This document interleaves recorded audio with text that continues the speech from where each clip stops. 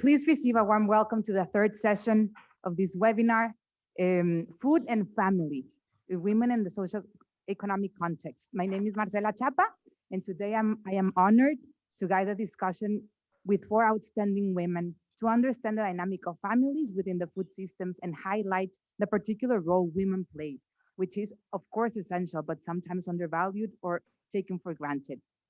Please join me today in greeting Dr. Marcela Villarreal, Director of the Partnership Division of the Food and Agriculture Organization of the UN, Professor Vera Zamagni, Professor of Economic History in the University of Bologna, Dr. Linda Ghisoni, Undersecretary of the Dicastery for Laity, Family, and Life of the Vatican for the first 3 interventions, and then we will be joined by Catalina Hinojosa Lopez, member of the Executive Board of the Economy of Francesco, that will share a life story, and then we will follow with a brief discussion. So now I invite Dr. Marcela Villarreal to take the floor, please. Thank you. Thank you very much indeed. It's a pleasure to be with you today. I really want to say how much I have enjoyed all the discussions up to now.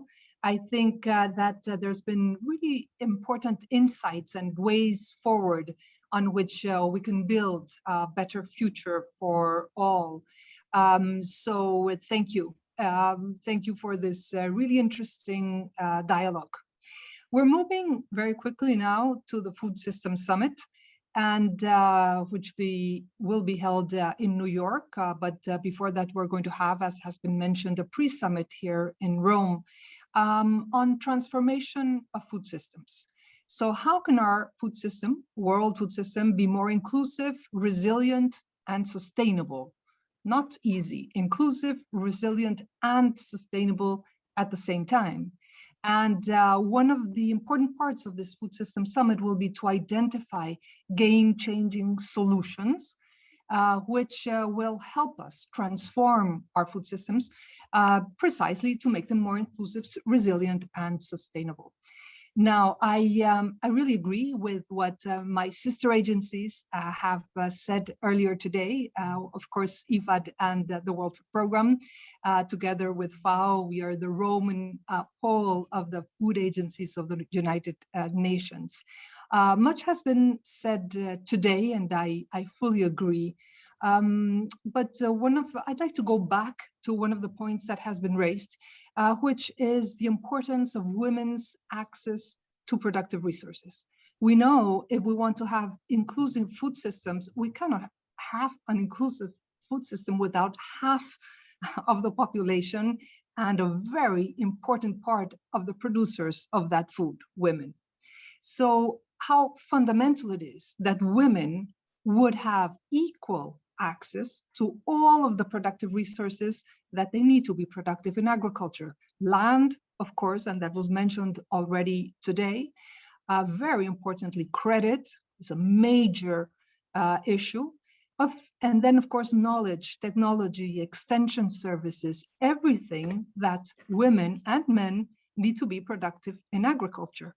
And back to the study that has been cited today, an FAO study back in 2011, if women had the same access that men already have, even in poor areas in the world, to these productive resources, we would have major gains in agricultural productivity, in agricultural production, in food security, in nutrition of children, and so on. Lots of spillover effects, and the numbers are enormous. They've changed, of course, since the date of the study back in 2011, but the principles continue to be exactly the same. Ensure that women have access to productive resources in the same measure. We're not talking about rocket science, about doing something that's completely impossible. We're talking about conditions that are already there for men. So go over that barrier and you will have massive gains, not only in food security, but also in many other areas of development. Now, what has changed more recently, we are talking about food systems. This was not the case back when the study was produced in 2011, and it was certainly not the case when we were talking about the Millennium Development Goals. Today, talking about the Sustainable Development Goals, we have changed very much our take on how food is produced, how development is gained. The Millennium Development Goals, you will remember from 2000 to 2015, didn't even mention agriculture, except for distortion in trade. Otherwise, agriculture was not present in the whole agenda. Rural areas were not present in that whole agenda. In our current agenda, the Sustainable Development Goals, agriculture is very much present. And today, in the as we prepare to the Food Systems Summit, we are focusing on the concept of food systems. So everything around the production all the way to the consumption of that food, but that includes the actors, it includes the decisions that they make, it includes who makes the decisions, who shapes all of that outcome that is our current food system today. And mind you, our current food system is certainly not inclusive, it's not resilient, and it's not sustainable. Our current food system produces hunger massively, and increasingly so, and it also produces overweight, and it also produces obesity at the same time. And as was already mentioned, at the same time that this food system produces hunger, we're also throwing out, literally throwing out, around a third of all food produced. So there's massive flaws in our current food systems. So women are central contributors to food systems, central contributor through the whole, every single aspect of the food systems. However, as was already said, their role being so essential, it's not recognized and it's not counted as it should be. So it's not reflected in statistics. And if it's not counted, it's as if it doesn't exist. So we need to improve that aspect. In order to eradicate hunger, which is SDG 2, we firmly believe at FAO that it cannot be done without SDG 5, gender equality. It simply will not happen. Inclusive food systems will not happen without gender equality. So this has to be center stage whenever we are talking about food systems and whenever we are proposing all of these game-changing solutions, which will be the outcome of the Food Systems Summit next September. So again and again, we need to come back to the same point. Hunger cannot be eradicated without women's equal access to resources. Their roles need to be recognized and respected, addressed seriously with supportive policies, with incentives. And very importantly, as has been already said, they need to be able to participate in the decisions that are going to affect that food system. Now, hunger cannot be eradicated without women's equal access to resources. And we know that hunger has been increasing in the last 4 or 5 years. But remember, hunger was decreasing before that. There were several years in which hunger was slowly, but surely decreasing. Only in the last 4 or 5 years, there has been a very worrisome increase in world hunger. And there's 3 reasons here for this increase in world hunger. Conflict is a very important one, as mentioned also by Lola, climate change and economic downturn. Basically, it's these 3 reasons. Conflict is increasing and acute food insecurity is also increasing. Last year, we were talking about 135 million people suffering from acute food insecurity. And mind you, this is worse than chronic food insecurity. Chronic food insecurity, it's around 700 million people before COVID suffering. And acute food insecurity is people who need help, need aid in order many times even to make it to the next day. And who suffers more from acute food insecurity? is first of all children, second of all women. And that number of acute food insecurity has increased. This is our global report produced just last week. Last year, 135 million, this year, 155 million of people who are in an acute food insecurity situation, and most of them is because of conflict. Conflict, and sometimes the conflict itself uses hunger as a weapon of war always against the vulnerable, and again, who suffers more? Children and women, of course, men, obviously, too. So there's no peace without food security, and no food security without peace. Climate change also is having an ever increasing effect on smallholders who must produce in a weather that is changing, aside from all of the other impacts of climate change. And economic downturn with the COVID situation. FAO has calculated that just last year, due to COVID and the economic aspects, the downturn, hunger increased between 80 and 132 million people just last year, economic downturn.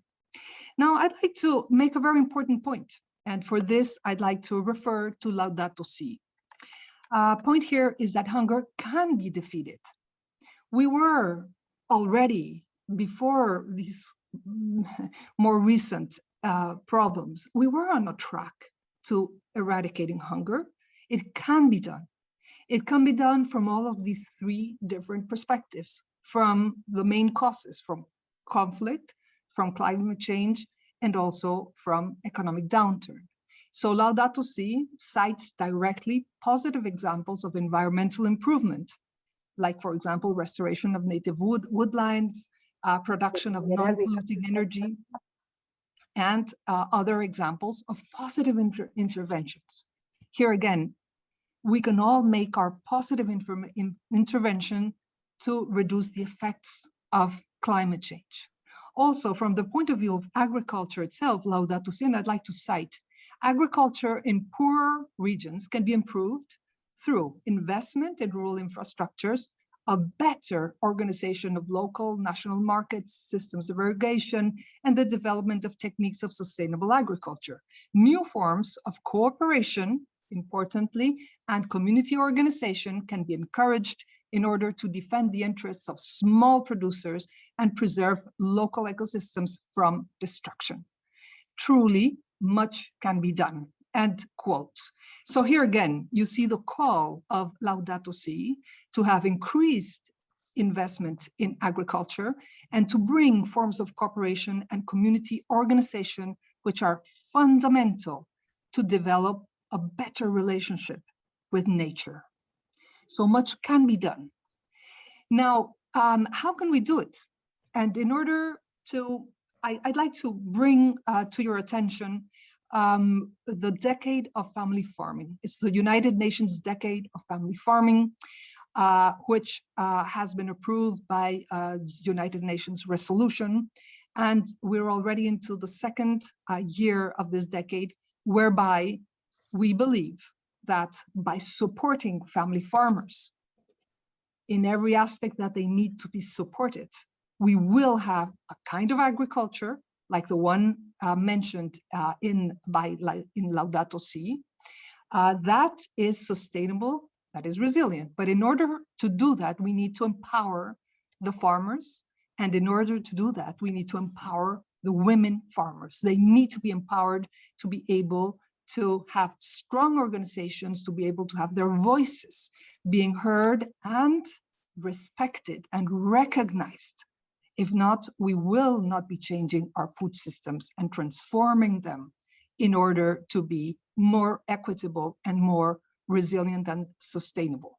So the Decade of Family Farming has a global plan of action.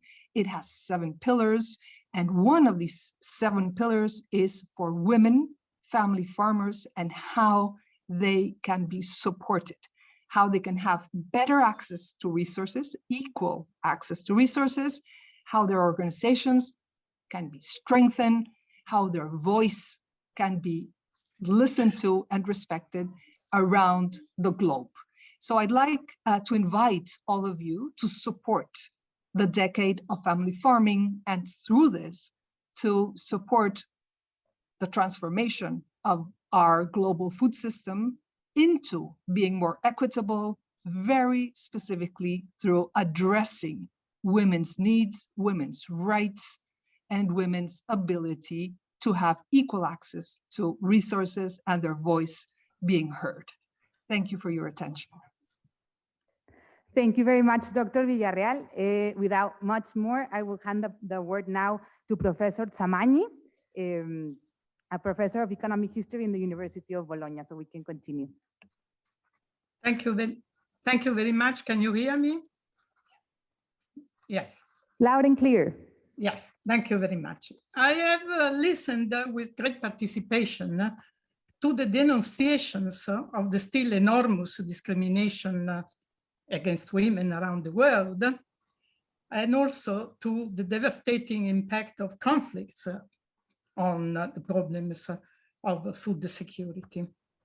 I entirely agree also with many of you, say Susie, Gabriella, that important part by the women is to participate, to have the courage of taking out their talents. And if they do this, we have seen in this webinar how effective they can be in all their professions. The role that I carved out for myself in this webinar is to assure you that as an expert of the long-run evolution of the world economy, I can tell that women have played an incredibly positive role, even when and where they are still discriminated. And they have played a positive role on two sides, on the consumption side and on the production side. On the consumption side, it has been their responsibility to balance out the intake of the food available in diets that were adequate for each member of the family according to his, her age and state of health, with appropriate hygiene. What I can tell you is that the lengthening of life from the Industrial Revolution onwards took place as a result of better food and better hygiene, and also vaccination then later, much more than on pharmaceuticals. Only 100 years later, from the beginning of the Industrial Revolution, pharmaceuticals played really an important role. But before, better food and more hygiene was what really mattered. And many epidemics were won precisely as a result of better food and more hygiene rather than any other intervention by the part of pharmaceutical. This role as a professional user of the resources available to the family has been recognized to the women since a long time, and has given rise to a literature that speaks of the industrious revolution as the pandan of the industrial revolution on the production side. And certainly the industrious revolution has seen women as the major protagonists. So today we have to remind that progress takes place certainly in production, and I will be speaking of this in a minute, but also takes place on the consumption side under many accounts. First of all, because we have the responsibility to use the resources at best, but also because consumption can shape really production, give an incentive to production to change approach and also change direction. Therefore, in developed as well as in developing countries, the most important need is education for effective use of the resources, certainly food resources, but any other type of resource. And this I see that is not so much taken into consideration, because obviously much more interest is devoted to the production side, and this consumption side today suffers a lot of disregard. First of all, because all the efforts of the families to elaborate, to process resources inside the house no longer is so widespread, because we buy everything ready-made and ready to be eaten without any contribution by the family. But I mean, first of all, this helps in the direction of not the best use of resources, but also cannot be spread around the world, because in so many places and for so many billions of people, this change is not available. And therefore, to have in attention to the consumption side, I think it is very important. For instance, my suggestion would be to have in schools dietary courses, because many of our young people today have a very wrong diet. On the production side, what I can say is that family farming has played an extremely important role. Family farming means cultivating orchards, rearing small animals, hens, chickens, rabbits, goats, producing honey, for instance, but also in many places of the world, and Italy is certainly one, to rear cocoons that would produce silk, which was the basis really for an important activity and also important flows of trade. Now, it is well known that this farming agriculture is not only important from the point of view of granting important complements to the diet, to say complement the basic food like wheat or sorghum or maize and so on, but also it is extremely important to form inside the family the habit to contribute by work to the well-being of the family. And all the areas in which family farming was practiced, and doesn't matter whether it was on family-owned plots or on plots owned by someone else, but rented or granted in sharecropping activity. Now, all the areas in which family farming was practiced, then it was much easier to move towards family activities outside agriculture, because the family was used to work together, and the organization of the family was to the aim of being productive, and this gave dignity only to the children, for instance, but certainly to the women, because they could contribute to the well-being of the family. So in my spare time, I am vice president of an Italian NGO, CEFA, which is present in several countries of Africa and Central America, teaching how to produce family farms. We offer them seeds, work tools, small animals, not to be able to carry family farms. And this is the beginning of really the autonomy of a family for self-support, not only in terms of food security, but also in terms of learning how to manage a business. So, in concluding, I consider the role of women in the food chain strategic, not only, as I said, for improvement in food security, but also in granting women dignity of life even before they get rights and equal rights, because they become active contributors to the well-being of the family. I insist on the fact that this is not only crucial in developing countries today, but has been important in the past in developed countries, and in terms of consumption is still extremely important today in developed countries, in which we witness an incredible increase in overweight people, in obesity people. This has been mentioned also by the person who spoke before me, and in the waste of resources and the throwaway of food.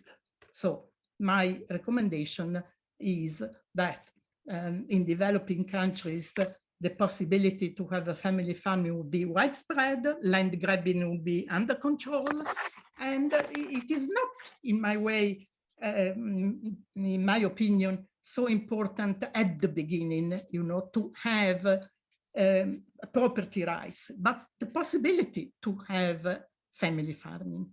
Then, of course, if the equality of ownership also comes, that is terribly important, but it is not so necessary if we have the possibility to grant opportunities of family farming, even in a way different from direct ownership. Thank you very much. Thank you very much, Professor Zamagni. That was very interesting. I now hand the word to Professor Ghisoni, Undersecretary of the Dicastery for Laity, Family and Life of the Vatican.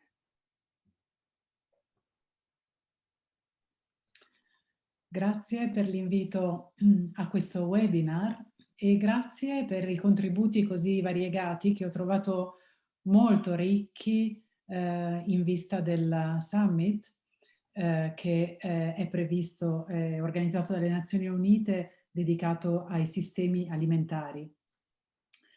Se è vero che i cambiamenti di cui l'umanità ha bisogno oggi richiedono un intervento subito, immediato, ritengo che sarebbe da miopi non pensare a quello che può dare una svolta decisiva a lungo termine per raggiungere degli obiettivi necessari nel mondo attuale in tema di cibo. E la svolta passa, a mio parere, necessariamente per l'educazione delle nuove generazioni e per il ruolo della famiglia, in particolare delle donne. Dunque, quello a cui facciamo riferimento è un lavoro lento, è un lavoro impegnativo, quotidiano, il cui frutto sarà riscontrabile solo con il tempo, ma con benefici tangibili già nell'immediato. È difficile trattare in pochi minuti, nel tempo che ci resta, un tema così vasto che coinvolge le donne, le famiglie in contesti socio-economici tanto diversificati. Partire dall'educazione è certamente l'investimento che io ritengo sia il più redditizio. L'innesco al processo a più largo orizzonte che noi possiamo immaginare. E in questa prospettiva è stato inaugurato, sappiamo tutti, da Papa Francesco il patto educativo globale e d'altro canto l'anno Famiglia Amoris Laetitia, iniziato in piena pandemia, ci spinge a rimettere al centro la famiglia e il suo ruolo cruciale nella nostra società. Papa Francesco, nella Laudato Si, ci ricorda che la famiglia è il luogo della formazione integrale, dove si dispiegano i diversi aspetti intimamente relazionati tra loro della maturazione personale. È interessante notare che il Santo Padre scrive questo dopo aver segnalato che nessuna norma giuridica può produrre effetti rilevanti, effetti duraturi, se non viene accettata a partire da motivazioni adeguate, da solide virtù, così nella Laudato Si 211. E nel percorso di formazione di motivazioni adeguate, di solide virtù, la famiglia è l'ambito educativo più efficace, dove con l'impegno perseverante si può dare valore a quei comportamenti che creano mentalità nuove, cultura nuova, riguardo il rispetto dell'ambiente, quindi allo sfruttamento delle sue risorse e alla loro distribuzione equa e solidale. Come leggiamo ancora nella Laudato Si, nella famiglia si coltivano le prime abitudini di amore e cura per la vita, come per esempio l'uso corretto delle cose, l'ordine e la pulizia, il rispetto per l'ecosistema locale e la protezione di tutte le creature. È difficile recuperare certi fondamenti con la sola scuola o esclusivamente con le norme e le leggi degli stati. La Chiesa ha sempre attribuito un ruolo preminente alla famiglia nell'educazione. Mettere in grado i genitori di svolgere il proprio compito educativo è un fatto che gli stati debbono incoraggiare, rispettando i tempi che la famiglia dedica a questo compito e dedicando ad essa le politiche necessarie. L'impegno educativo apre a tutta una serie di conseguenze volte a plasmare nelle giovani generazioni, come spiega Papa Francesco in Amoris Laetitia, la volontà e lo sviluppo di buone abitudini, di inclinazioni a favore del bene, presentando come desiderabili dei comportamenti da imparare e inclinazioni da far maturare. In questo campo della famiglia come soggetto educatore, la donna è una presenza essenziale nella formazione dei figli. La donna è colei che può trasmettere ai figli il senso della custodia dei beni, tra cui il cibo. È la madre che con le sue doti di cura, ne abbiamo sentito parlare oggi in modo particolare, con la sua presenza può plasmare la volontà e lo sviluppo di buone abitudini nei figli. Noi siamo consapevoli, come ci ricorda Papa Francesco, che per quanto la coscienza ci detti un determinato giudizio morale, a volte hanno più potere altre cose che ci attraggono, se non abbiamo acquisito che il bene colto dalla mente si radica in noi come profonda inclinazione affettiva. Per questo non possiamo non investire in un processo lento e impegnativo, ma valido per incoraggiare comportamenti che abbiano un'incidenza diretta, decisiva nella cura di quanto ci è affidato. Quindi, se la domanda è oggi quale sia il contributo specifico che la donna può dare nell'assicurare giustizia nell'ambito dell'alimentazione, la risposta è fondamentalmente nel permettere alle donne di vedere valorizzato il tempo dedicato alla cura e alla crescita dei figli. Una valorizzazione che va messa in risalto in tutto quanto fa cultura, nei media, nelle politiche degli stati, nei programmi di formazione. Se nella narrativa sui media tradizionali, come sui social media, passasse la necessità del ruolo della donna in questo campo educativo, si imboccherebbe una strada efficace per un cambio di mentalità che è necessario.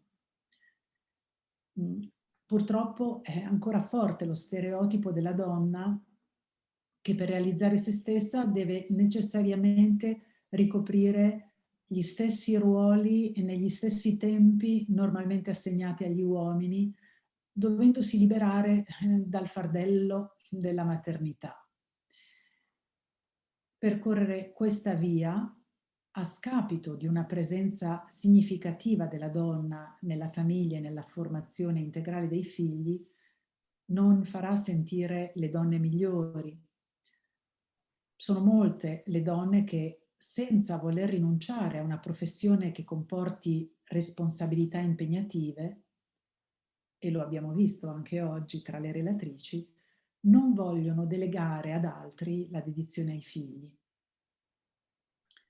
Se è vero che l'educazione in famiglia aiuta ad imprimere nelle nuove generazioni l'orientamento al bene, alla giustizia, alla condivisione, a scelte responsabili, è anche vero che formazione e istruzione adeguate, grazie alla scuola o a progetti di avviamento al lavoro, significano il progresso di quell'ampia fetta di popolazione femminile mondiale impegnata nella produzione del cibo. Questo lo constatiamo nei numerosi progetti già in essere nel mondo.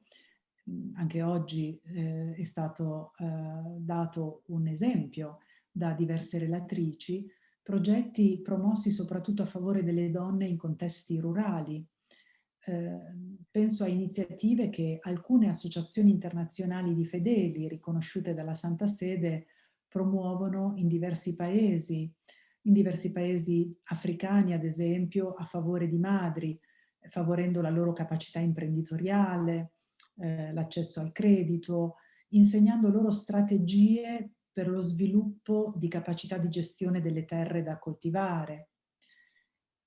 Si tratta di progetti lungimiranti perché investono nell'educazione, nell'istruzione delle donne stesse, che a loro volta sono moltiplicatrici di un tale investimento culturale.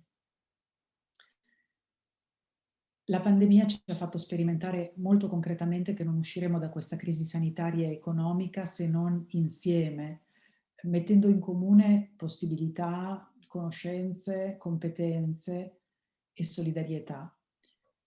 È necessario promuovere la collaborazione tra l'uomo e la donna, senza alimentare la competizione, valorizzando piuttosto l'apporto insostituibile di ciascuno per suscitare cambiamenti efficaci. Infine, è necessario sottolineare come le donne, soggetto centrale della cultura di cura, di cui ha parlato in particolare la professoressa Ropelato, richiamando Elena Pulcini, promuovono il dialogo intergenerazionale mentre agiscono come risposta vivente alla domanda che ci suggerisce Papa Francesco: che tipo di mondo desideriamo trasmettere a coloro che verranno dopo di noi, ai bambini che stanno crescendo? Chiedo scusa. We have to wrap up. Okay. Excuse me. Ok, una domanda che secondo Papa Francesco deve condurci a degli interrogativi ancora più profondi. Siamo noi i primi interessati a trasmettere un pianeta abitabile per l'umanità che verrà dopo di noi. Dunque le donne, e chiudo qui, svolgono un ruolo educativo insostituibile, tanto nella Chiesa quanto nella società, in grado di contribuire efficacemente alla cura di relazioni con gli altri, con il pianeta in cui viviamo, con il cibo in modo particolare.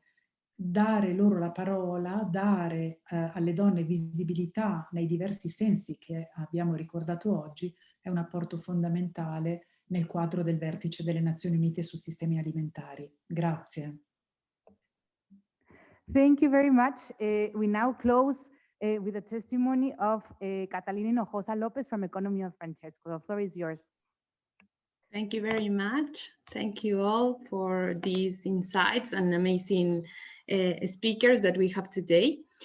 Sufficient food for all is part of our way to conceiving the economy and how we think of integral human development. That's why I want to share today my personal and collective experience in Economy of Francesco, because we think that we cannot leave no one behind.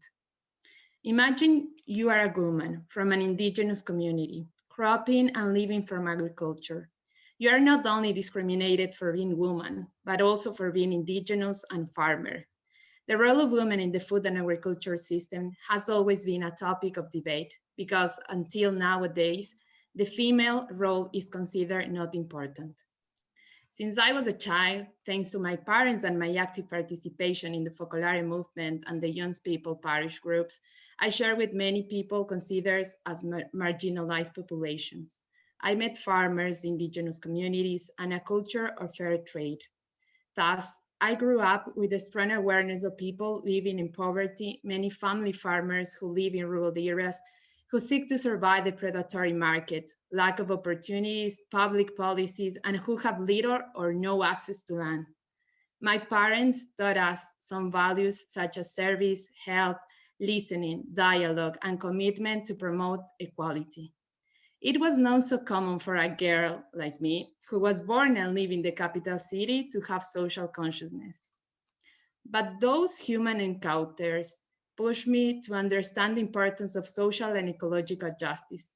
I realized that I could not be indifferent to the world's suffering while I enjoy all the things that I have. I met indigenous farmers, women who work the land, take care of their children, and also have to be housewives, like Doña Juana, who lives in this countryside of Quito and who manage her daily life between land and household. These women are still those who cultivate and produce food and who sustain the world's population and their families.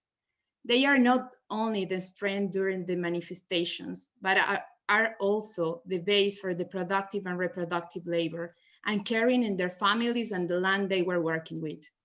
Although several declarations, international agreements, and public policies that include the important role of women in the agriculture and food system, there is still a gap with men, having not unequal financial facilities and programs, having a low or no access to land. Even laws and policies fostered by government does not recognize women as the direct beneficiaries of the change of the agricultural structure.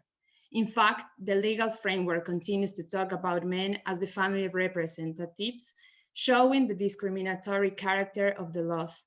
Until today, there is not enough policies and research about women in agriculture as a principal member to sustain it.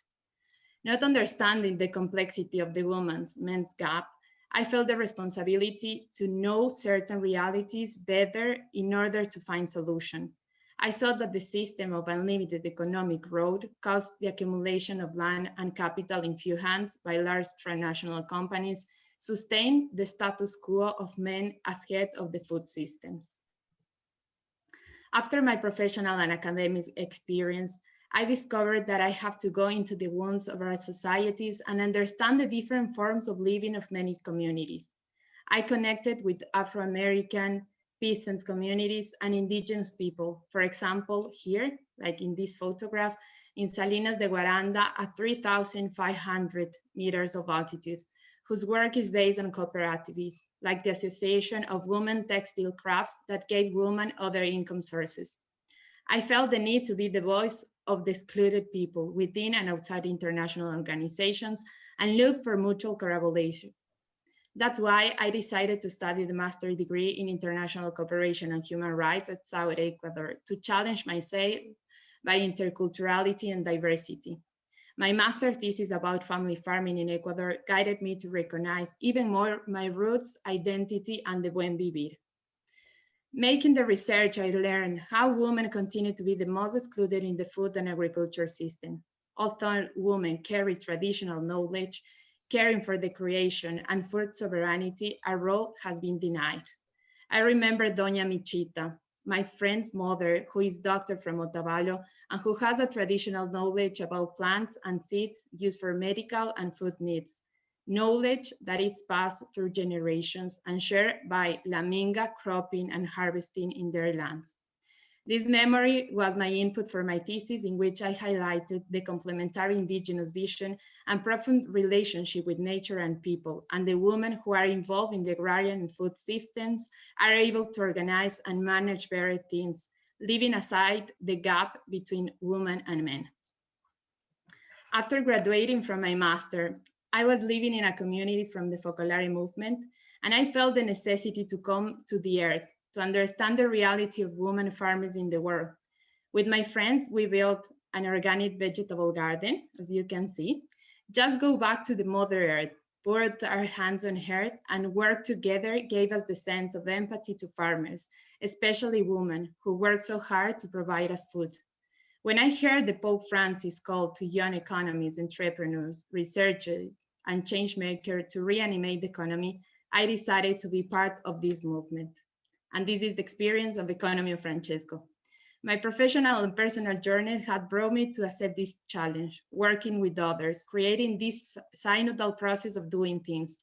This knowledge and experiences motivated me to participate in the economy of Francesco village of agriculture and justice in order to change the narratives of the food and agriculture system in the world and to be new projects to protect nature and to accompany people challenged by these situations.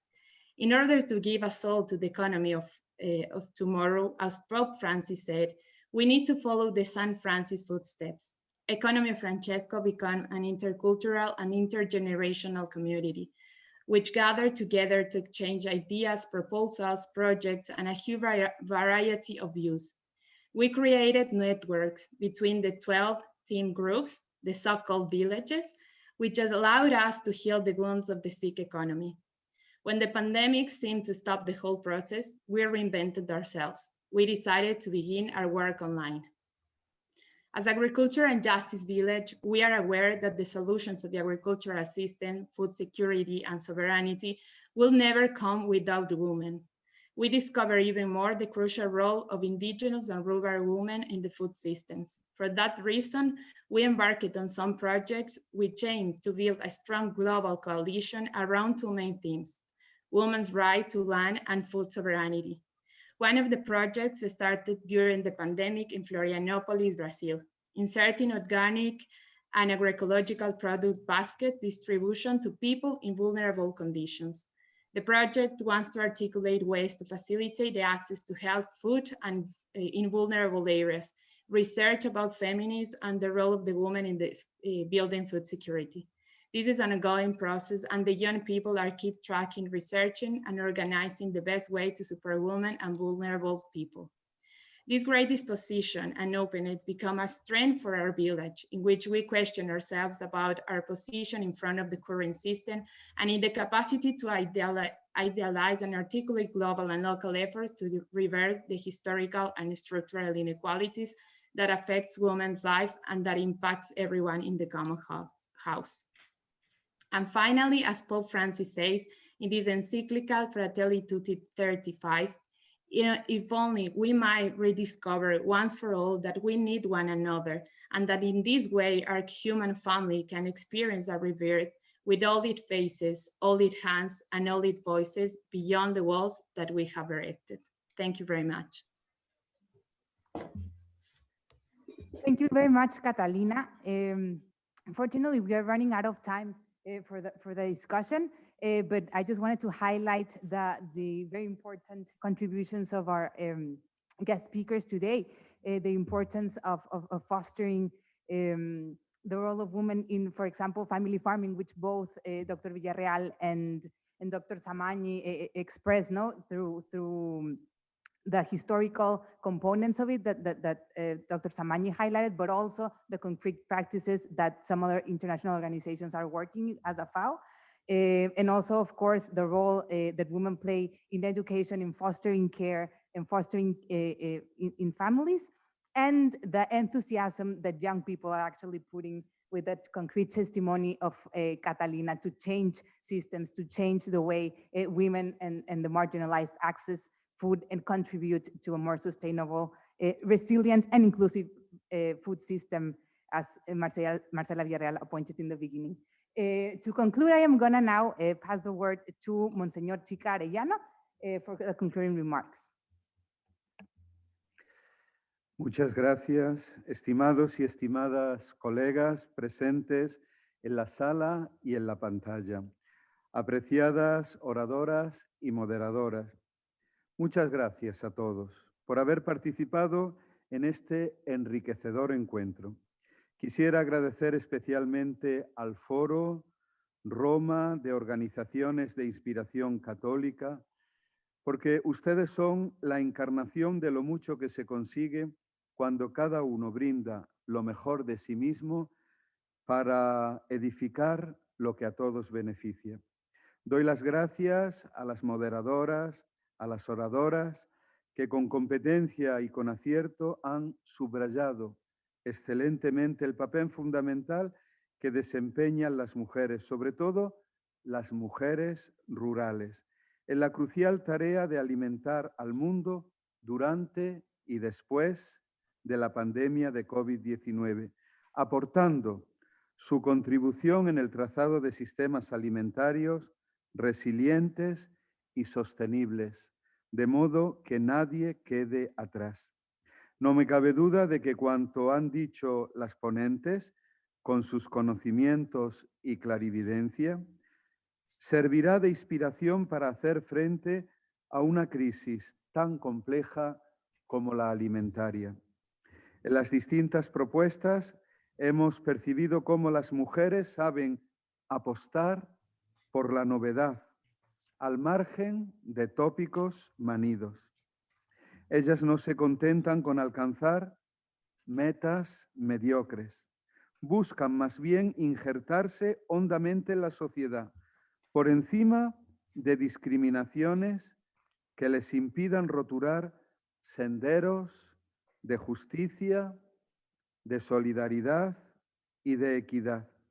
En este sentido, tienen mucho que ofrecer desde perspectivas realistas y originales en el proceso preparatorio de la cumbre sobre sistemas alimentarios que en julio se desempeñará en Roma y luego en septiembre en Nueva York. Es claro que la vigente pandemia ha exacerbado las lacras y debilidades que hipotecan nuestros sistemas alimentarios, desde el acceso desigual a recursos financieros para productores agrícolas locales, hasta la mayor vulnerabilidad de dichos productores debido a los funestos efectos del cambio climático. Por desgracia, las mujeres frecuentemente se encuentran entre los grupos que deben soportar el mayor peso de estas crisis. Como afirma con insistencia el Santo Padre, doblemente pobres son las mujeres que sufren situaciones de exclusión, maltrato y violencia, porque frecuentemente se encuentran con menores posibilidades de defender sus derechos. Sin embargo, también entre ellas encontramos constantemente los más admirables gestos de heroísmo cotidiano en la defensa y el cuidado de la fragilidad de sus familias. Particularmente en los países en vías de desarrollo, las mujeres representan un porcentaje muy elevado de la mano de obra agrícola y, sin embargo, carecen de la suficiente preparación o de la tecnología necesaria, soportando asimismo agotadoras y dilatadas jornadas de trabajo. A menudo tampoco están representadas suficientemente en aquellos organismos y foros políticos, económicos y sociales donde se toman las decisiones más importantes, no solo para el presente, sino también de cara al futuro.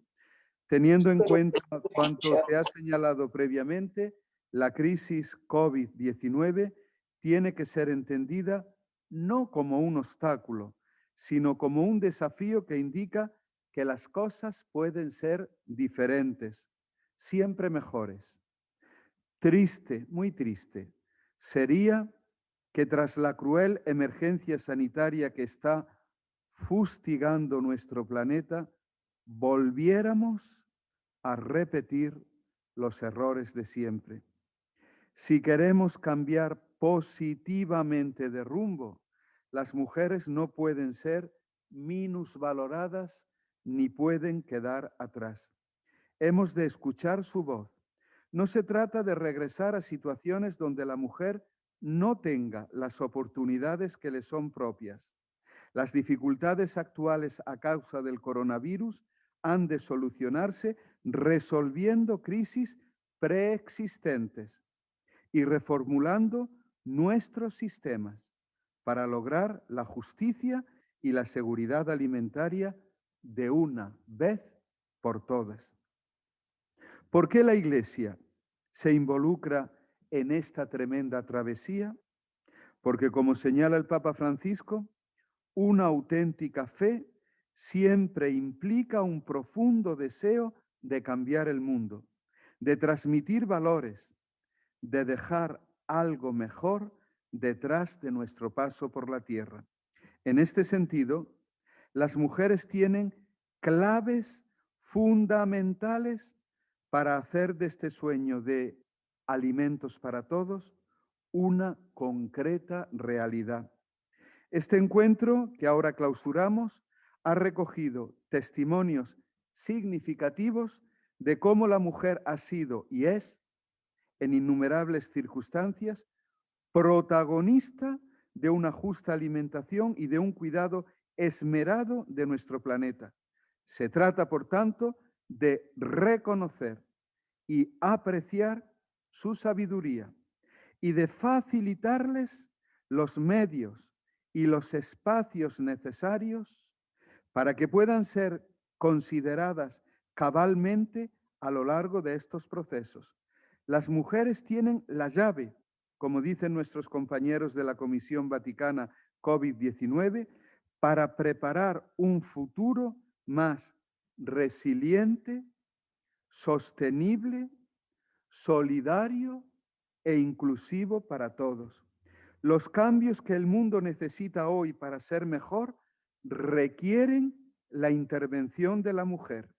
Invertir en la potenciación de esta dinámica nunca será estéril.